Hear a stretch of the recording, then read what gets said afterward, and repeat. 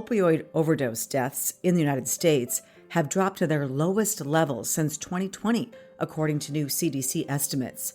The data indicates that just over 60,650 Americans died from opioids between June 2023 and June 2024. That's an 18% decrease from the previous year. But are these numbers painting the full picture? The real number is probably triple what we're looking at now in terms of like an annual number that we get from the CDC. On this episode of Grieving Out Loud, join me as I sit down with the founder of Truth Pharm, that's Pharm with a PH, to explore the hidden devastation of the opioid epidemic. Her mission? Hold pharmaceutical companies accountable while advocating for those battling substance use disorder. So they have like a primary cause of death, a secondary, and a tertiary. So they can list three different. And unless somebody digs down to the third level of determining how a person died, a lot of the overdose fatalities do not get captured. I'm Angela Kennecke, the founder of Emily's Hope and the host of this podcast, Grieving Out Loud. If you or a loved one is struggling with substance use disorder, please seek help immediately. With fentanyl in the drug supply, there's no time to wait. You can find a list of helpful resources and contacts on our website, emilyshope.charity.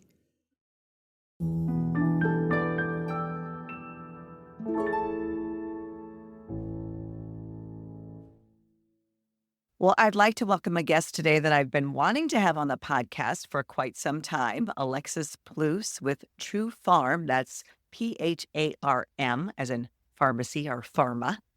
And she also is the brainchild behind Trail of Truth, which I went to last year in Washington, D.C. It was an incredible display, and we'll get into talking about what that is. But Alexis, welcome to Grieving Out Loud. Thank you so much for having me. And I've been looking forward to being on the podcast. You are a few years ahead of me in this advocacy work. I mean, sadly, we're both here because we lost children. You lost your son in 2014. Can you tell me about that? Yeah, he was a junior in high school. He was a football player, incredible football player, athlete, wrestler, first game of the season of his junior year, which for someone who's an aspiring athlete is a really important year for them. So first game of his junior year, he injured his knee and needed a massive knee reconstruction. And he was heartbroken. You know, he was a real emotional kid.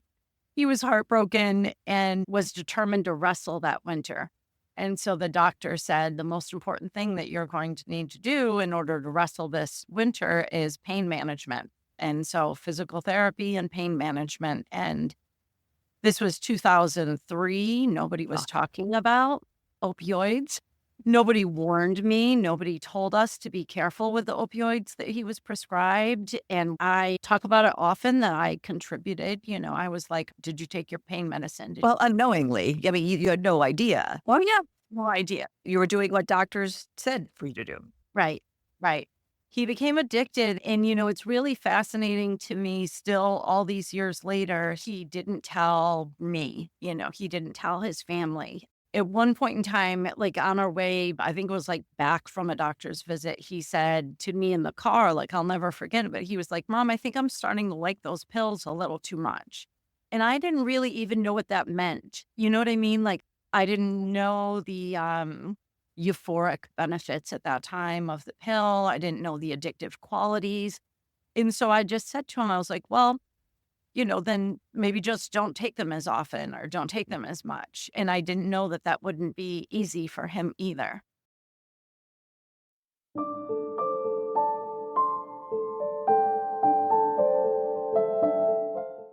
Despite his struggles with substance abuse, Jeff finished high school and went on to college, addicted to opioids the entire time.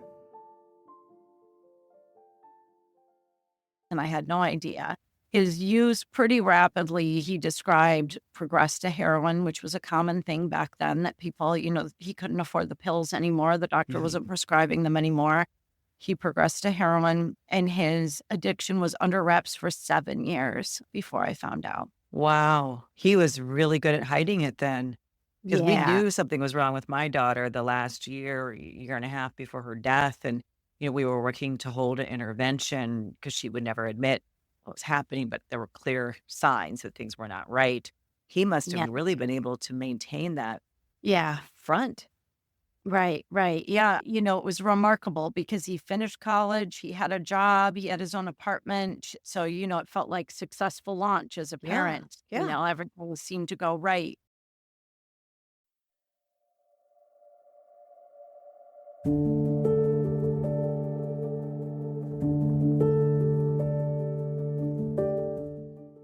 Although Alexis wasn't overly worried about her oldest son, she was deeply concerned about her middle son, who had also begun to struggle with substance use disorder. In a much more chaotic and kind of in your face sort of way. And so Right. I was dealing with this with my teenage son at home. Jeff was living independently, and I just had no idea that he was struggling with the same exact thing.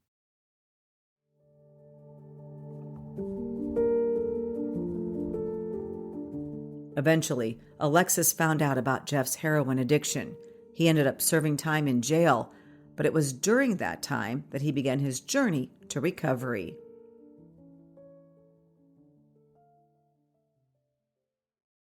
Got out of jail and was doing remarkably well. He was just rebuilding his entire life. I was so proud of him. And really, I stopped worrying. I just, he was 20 months not using. And so I really thought that we were done. I just stopped worrying. I'll never know exactly why he used again. I have my guesses.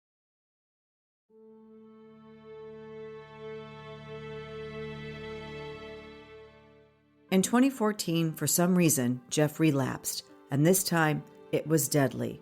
At just 28, Jeff lost his life to a heroin overdose. I have a theory put together about why he used again, but I don't know exactly. But that's what led to his death. Yes, and then if he went back to the same amount he was using before, that is Right. when it becomes so deadly. To make matters worse, after Jeff's death, Alexis's middle son continued to struggle with substance use disorder for another 5 years.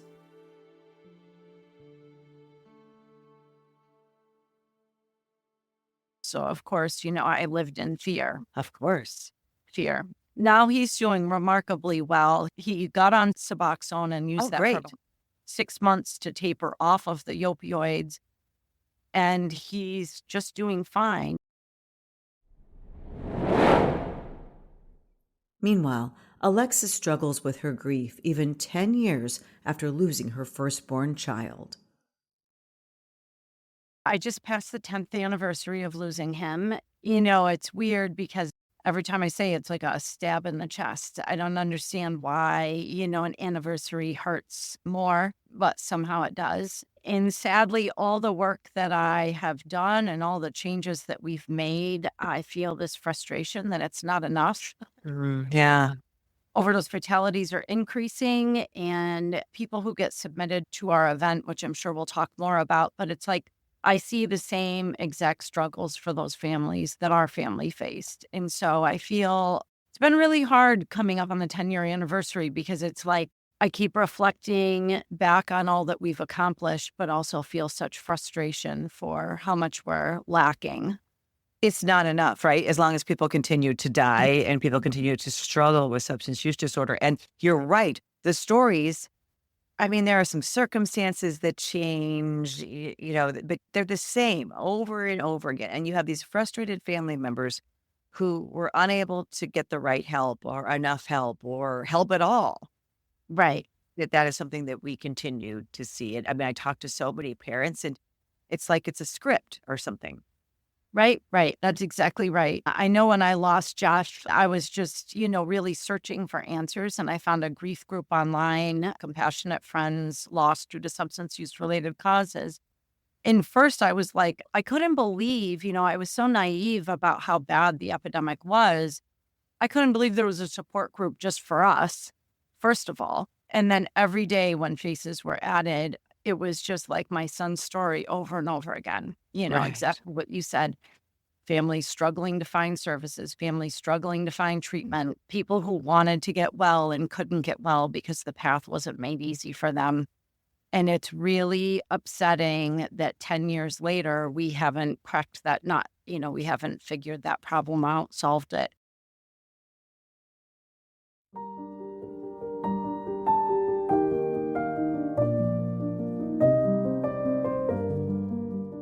Despite her frustrations, Alexis says she's forever hopeful that the nation's opioid epidemic will come to an end. Not only is she optimistic, but she's actively working to prevent other deaths.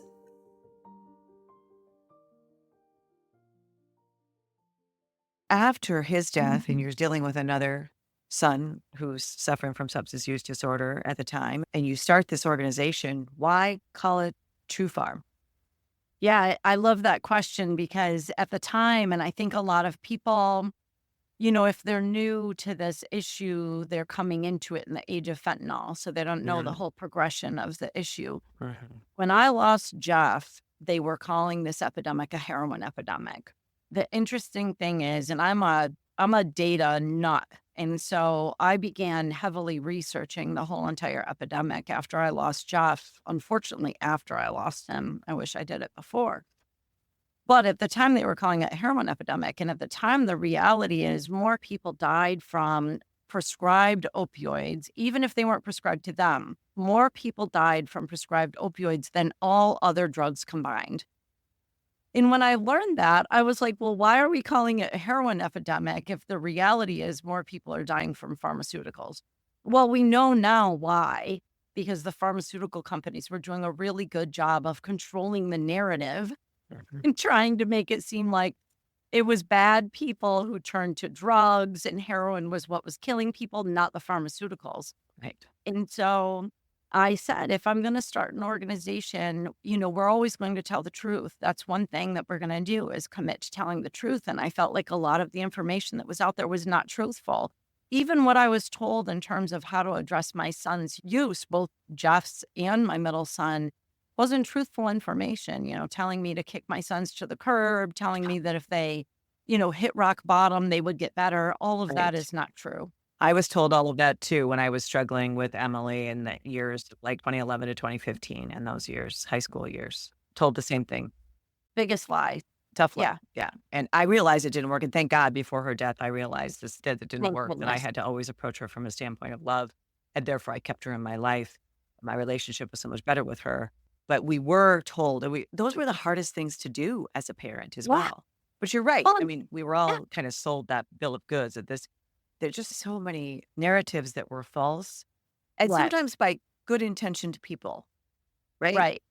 Yes. Yeah, absolutely. Whether it's friends and family or professionals. But Yeah, I think it's so important to look at the history of this epidemic we find ourselves in today in 2024. And we do that a lot on the podcast. We go back, I've talked to authors, I've talked to all kinds of people about, the rise of the opioids and the pharmaceutical industry and how that led, to the flood of heroin into this country and how that eventually morphed into fentanyl. And now it's morphing into other things right. like xylazine and stronger analogs and fentanyl. Right. No, it's totally true. Sometimes it's difficult to stay out of, conspiracy theory realm because you just got to wonder, what in the heck is going on here?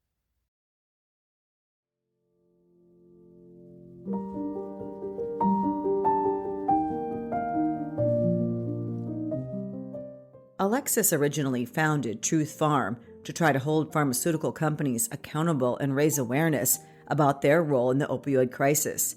She also wanted to educate families on practical ways to help, like locking up prescriptions and not pressuring doctors to overprescribe medications. But over time, Truth Pharm has evolved. Now, along with raising awareness, they offer direct support and harm reduction services.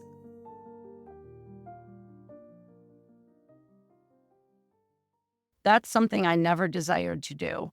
I wanted to be an educator, an advocator, a person who raises awareness. And the need is just so great in our community that once people heard somebody talking about the issue, they just started reaching out for help. And it was it's been a nonstop, literally constant situation where people reach out to help. which to me shows us that we're still doing everything wrong. Like, we're an agency who doesn't advertise services at all. We don't advertise our services for direct client care, and yet we have 15 to 35 people walk through the door every single day looking for help. And I've told, our public health officials and our county health departments, I can't wait until they put us out of business. Like, I don't want to be a direct care provider. I never wanted to be. What it tells me is that everybody else is failing. When the system stops failing, they won't need us anymore because we're just a safety net provider. So what kind of care are you providing directly to people suffering with substance use disorder? Yeah, so we do navigations to care. So if a person needs a family physician, if they need addiction treatment, if they want to get on Suboxone, if they want to be on methadone, if they're continuing to actively use, we provide harm reduction supplies. We feed people literally every single day in our office. The majority of our clients are unhoused. And so a lot of them, struggle living on the street. So we provide, personal care items, tents, sleeping bags, whatever it is that facilitates keeping them alive and as safe as possible. So you're kind of a clearinghouse, really. I mean, you're directing people to care, you're giving them food, you're giving them supplies. Yeah. Yeah. Yeah.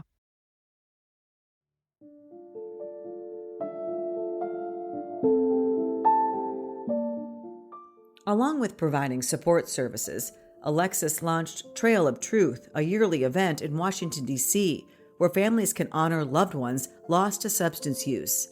This event also shines a spotlight on critical issues like the need for accessible treatment, the discrimination of people with substance use disorder, and the importance of distributing naloxone. You can find more information about the event, along with pictures from last year's Trail of Truth, by checking out the show notes of this podcast. While you're there, we'd appreciate it if you would rate and review this episode, and please share it with your family and friends. Together, we can make a difference.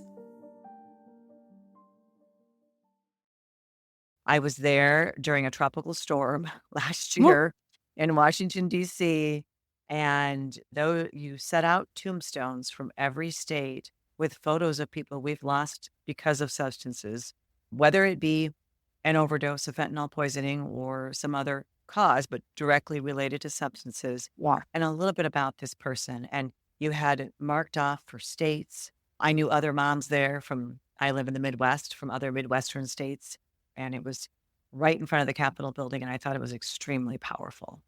Thank you so much. I really appreciate it. It's one of those things that has become so much more than I ever fathomed it would be. I don't know if you know the history of it, but the first year that we ever hosted the Trail of Truth here in Binghamton, New York, it was an act of activism. Like, it wasn't intended to be an event. It was really intended to force our county to count how many people we were losing to overdoses.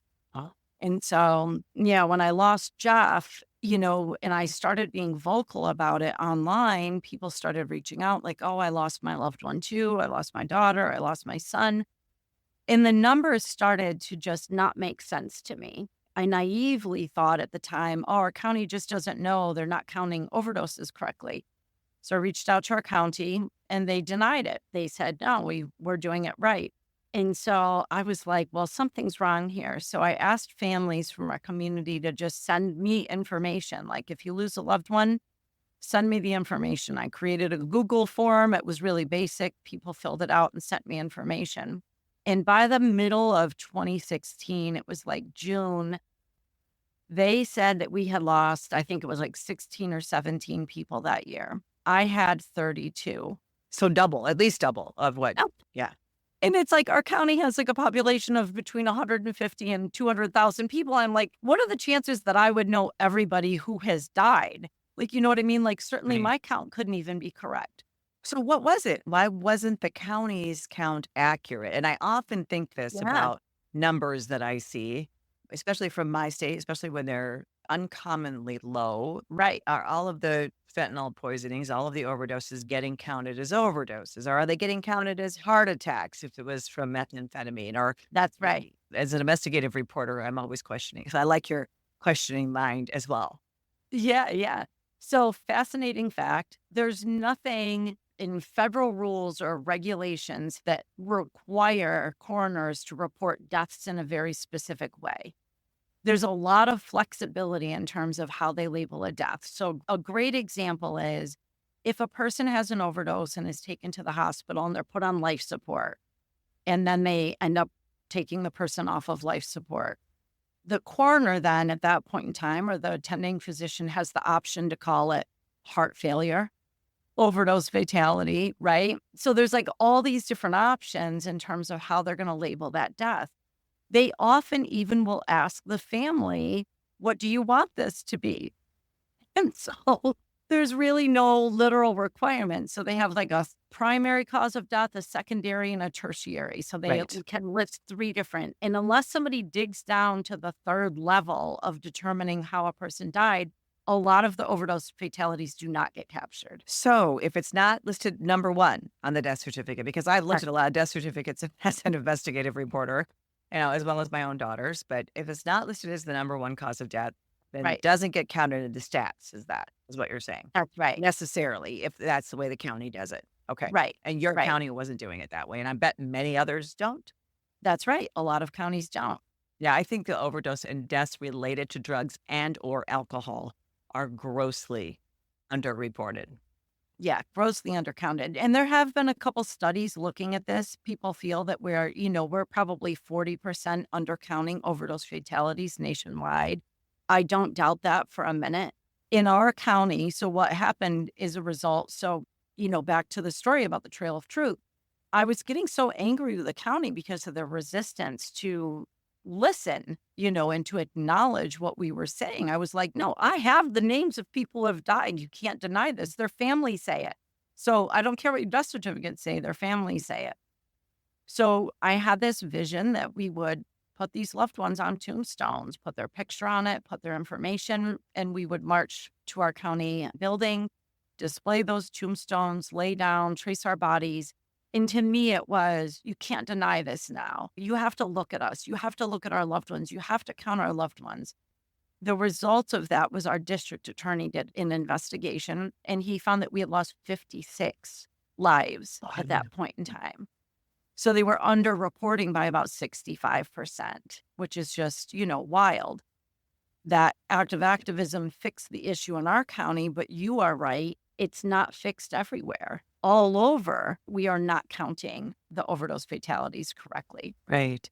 And then the importance of counting them correctly is not only to recognize for the family's sake or that they lost their loved one in this way, but also for services and to tell what kind of problem you have out there and what kind of drugs are in. It's a public health issue, but also to get dollars, federal funding and that kind of thing. Right. But also politicians want to look like this isn't a problem in my district. This isn't a problem in my county, my state, my backyard. Yep. That is exactly what was going on in our county. I literally, we provide consulting services for other counties. And I literally had a meeting with a county this morning who they said, we're certain our numbers are low, but we don't know how to fix it. And I said the exact same thing that you just said to them. Look, opioid settlement dollars funding for counties is based on your overdose fatality counts. And so you want to fix this problem.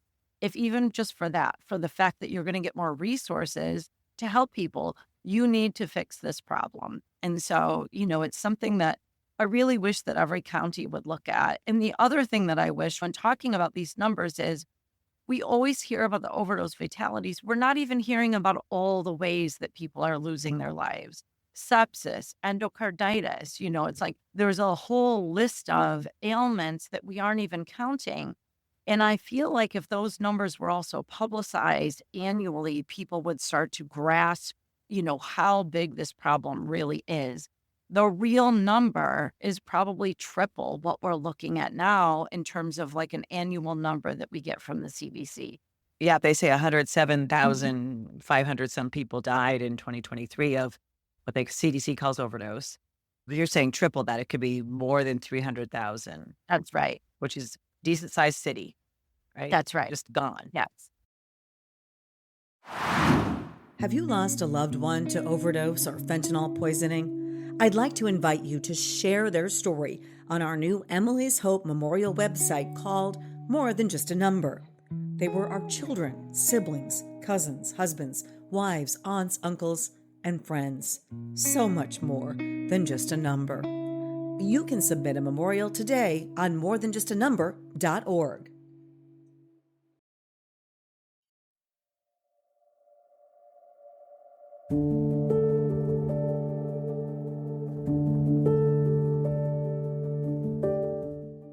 After seeing just how many overdose deaths were happening in her community and how underreported they were, Alexis felt compelled to act.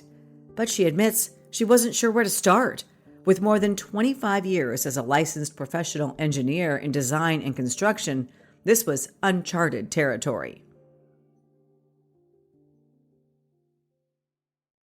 I have found my path in this work. It's not like I knew what I was doing. Sure. No. I get that. I totally get that. It's like I'm figuring it out as I go. But to me, it's like that was an act of activism. We were trying to force the county to do something. It didn't really cross my mind as an opportunity for it to be a healing event. And that's what it also ended up being. And so families really loved it.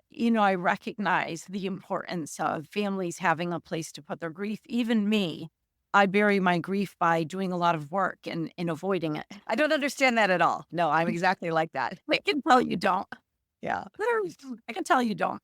Yeah. So, families, a lot of people don't have a gravesite for their child. A lot of people don't have a tombstone. A lot of people don't have a place to go and put their grief, and so the Trail of Truth became that for families, which I didn't know. It still makes me feel emotional every time I think of the importance of the event for people. And it's just wild, the things that happen. I mean, like children posing around their parents' tombstone, mothers sitting on the ground, grieving, praying, playing a guitar for their loved one. It's so moving and so emotional. I'm really grateful to have it turn into something like that.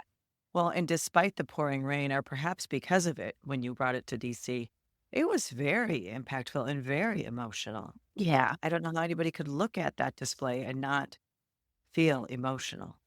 Oh, I know. I know. The first year, the hurricane was the second year that we did it in DC. The first year that we did it in DC, I had left to go back to the hotel to get ready. It was like maybe an hour before the cemetery was finished. It was like half up, So I went back to the hotel and I came back.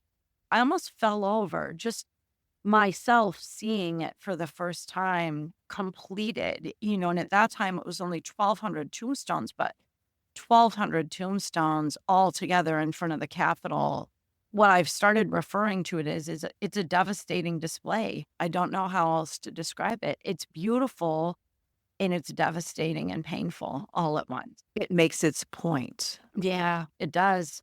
I feel so grateful for the format of it because we honor each person as an individual, which is really important to me. I see a lot of memorial events, but it's not like the individual being honored. And with the tombstones, it's like each individual is actually recognized, honored, embraced, loved. But then bringing them all together is this display that is just like, you can't deny the gravity of the situation when you see all of those tombstones together. Right. And what number are you up to now? We have 3,100 tombstones and submissions now. And that really is just a drop in the bucket. I mean, if you went back a decade. It's just a drop. Yeah.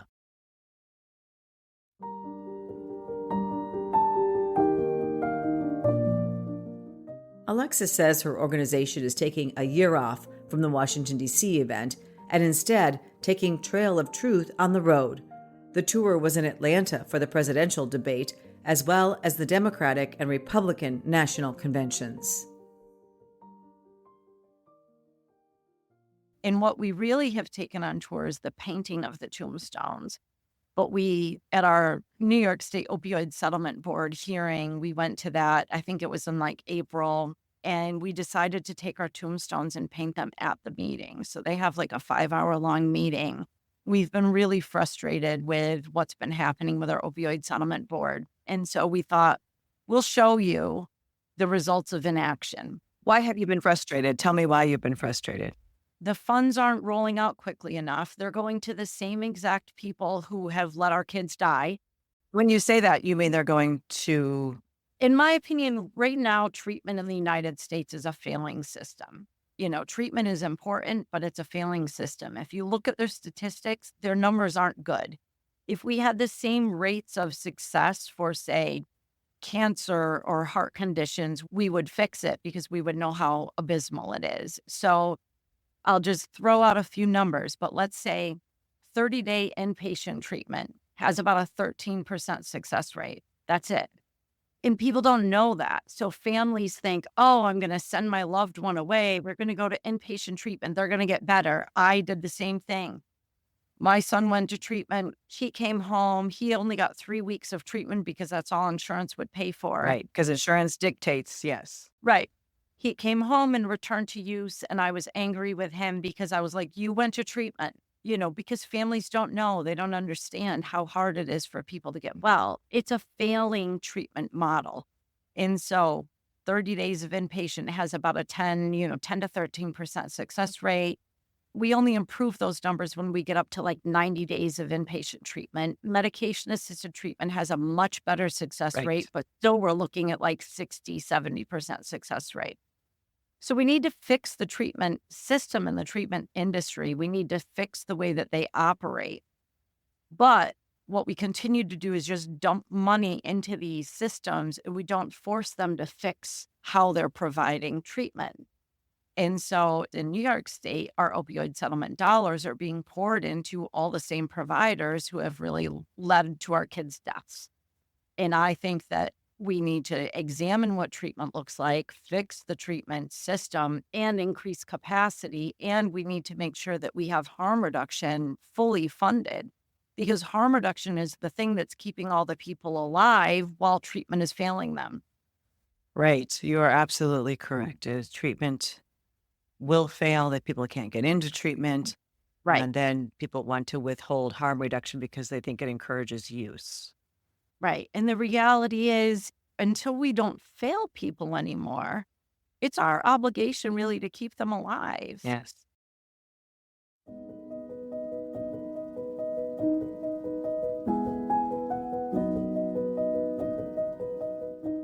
There's still much to be done in improving substance use disorder treatment and shifting public perception.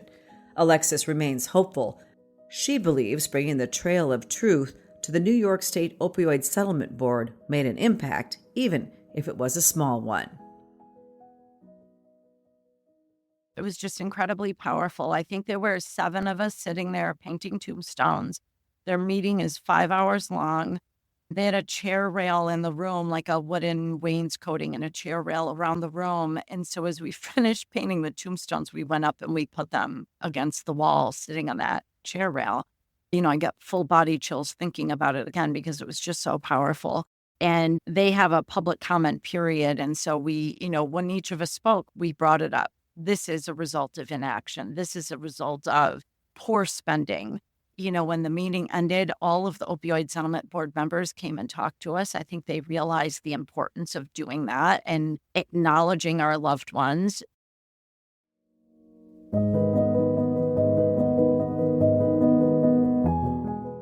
Alexis says her group has 4 key demands during the Trail of Truth: immediate access to treatment, an end to medical discrimination, increasing access to the overdose reversal drug naloxone, and greater transparency in how opioid settlement funds are used. We went to the RNC, we went to the DNC. We spoke to hundreds of people at both. Hundreds. Not one person disagreed with what we are asking for. The solutions truly are nonpartisan. This doesn't have to lean left, doesn't have to lean right. These are really basic solutions that we should have already implemented. And when people try to say, well, hasn't this person done this wrong or that person done that wrong? It's like, they all have done things wrong and they all have the opportunity to do things right or left. They could all do it right. Right. And when people want to make it about one issue, such as the border, which, we know there are problems at the border, But we also know that it's being smuggled and also dealt in this country by other Americans to other Yes, Americans. yes, It drives me insane because it's not yes. like one party has an answer No. to solve this very complex issue. And, one of the things that I remind people of is like, I lost my son 10 years ago. We've had a Republican, Democrat, Republican, Democrat. Like we've had different people in the White House and no one has really solved the issue. And I personally don't think that any one of them give it the level of attention that it deserves. And that, that's across the board. Right.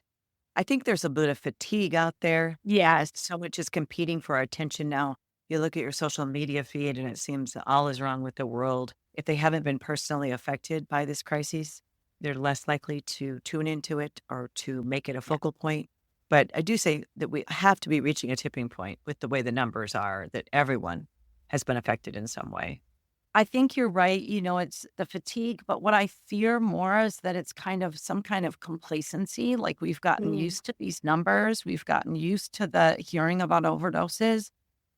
Having gone through this now for 10 years, I'm really concerned about where we are right now. Right. How do you think we change that? I think it's rising up. I've been talking to a lot of friends who were doing the work before I was even. And I know when I first started doing advocacy work, there were places that I could go to join marches. So, I was looking back to pictures to try to figure out like, what were the years? Because I know there were years that I went to DC and there were like 4,000 people there marching. It was like 2015, 2016, 2017. And there were 4,000 or 5,000 people in DC showing up for this issue. I don't know why, but it's really hard to get people to unify and come out for this issue anymore. Well, it could be because of the pandemic, could be a big part of it. And then also because Yep. people are so polarized today and Yeah. really get people together on anything. Right. Could be a combination of those things. But that's interesting that that's the time frame because that's before I lost my daughter, before I was involved. I mean, I Right. didn't get involved until 2018, 2019. Like I said, I'm forever hopeful and optimistic. So I just keep trying, but I think it's important to always mention the United States has the highest overdose fatality rate in the world, Yeah. the highest in the world. It's like on one hand, it's really discouraging that there's so much work to be done. On the other hand, there's so much work to be done that we can all find some way to have an impact. And so I think if we all just do what we can, even if it's just raising awareness. I always say it's going to take all of us joining hands together, especially those Yeah. less impacted personally by this, to really turn the tide, to turn this ship around. And I really believe that. And we're all working kind of in our corners of the United States. The people that I talk to every day on this podcast or every week, people I run into and the people I collaborate with. I mean, it's going to take all of us. There's no competition. I'm just grateful for you and the work that you started. I want to see the same things that you do. But you can't necessarily do that in the middle of the country. That's where I am. Right. But it's going to take all of us. And then when we do come together at these national events or whatever, we show this kind of unity and we come from all walks of life and we're Yes. all colors and all socioeconomic groups. And, Yes. this is a universal problem in this country. 100%. Totally agree with you. And Alexis has plenty in store in her corner. After the Trail of Truth's road tour wraps up, she's planning another event in Washington, D.C. on September 27th, 2025. We're hoping that by having the date set long in advance that we'll be able to get a lot of folks to DC.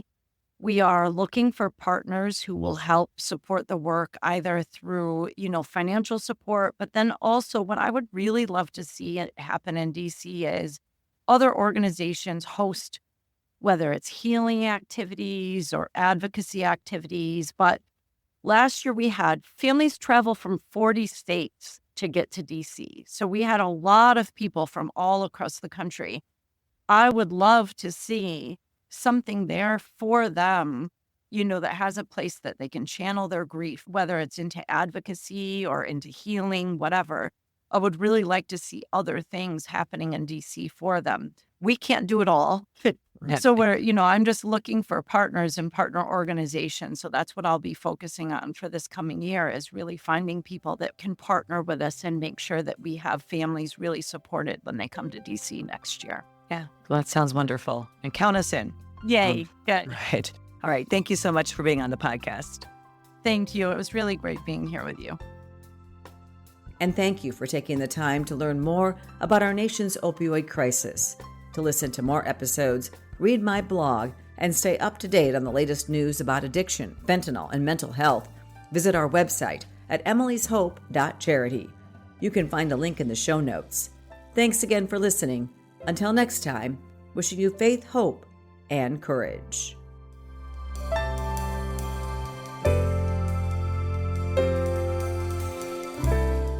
This podcast is produced by Casey Wannenberg King and Kaylee Fitz.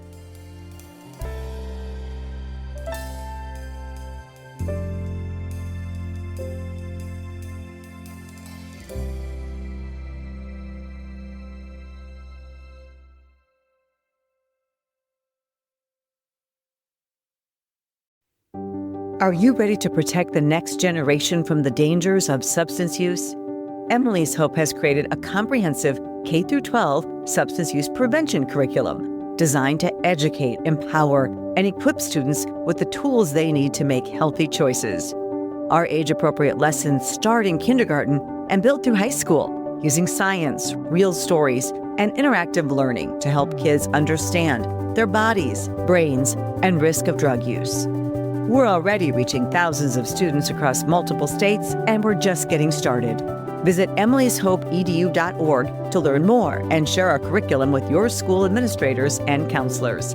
At Emily's Hope, we believe prevention begins with education. Let's work together to keep our kids safe.